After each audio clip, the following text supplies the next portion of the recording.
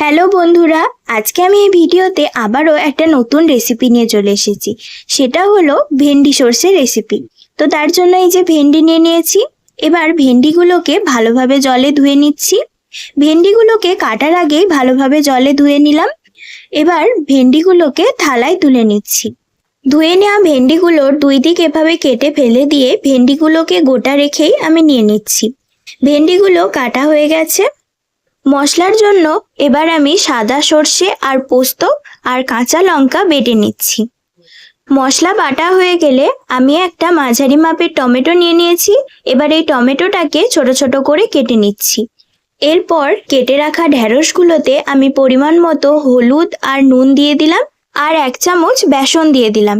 এবার সমস্ত কিছু ভালোভাবে ভেন্ডির সঙ্গে মাখিয়ে রেখে দিলাম। এবার ওভেনে কড়াই বসিয়ে তেল গরম করে ভেন্ডিগুলো তেলের মধ্যে দিয়ে দিলাম।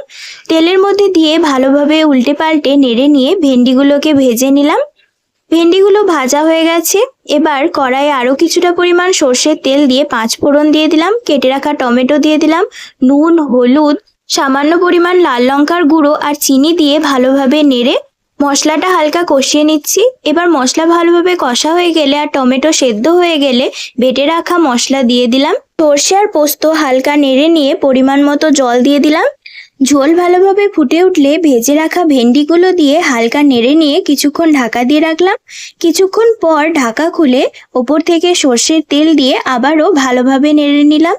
ঝোল ভালোভাবে শুকিয়ে গেছে আর ভেন্ডিও ভালোভাবে সেদ্ধ হয়ে গেছে। এবার ভেন্ডি সর্ষে আমি অন্য প্লেটে তুলে নিচ্ছি। এই যে এখানে আমার ভেন্ডি সর্ষে রান্না করা হয়ে গেছে।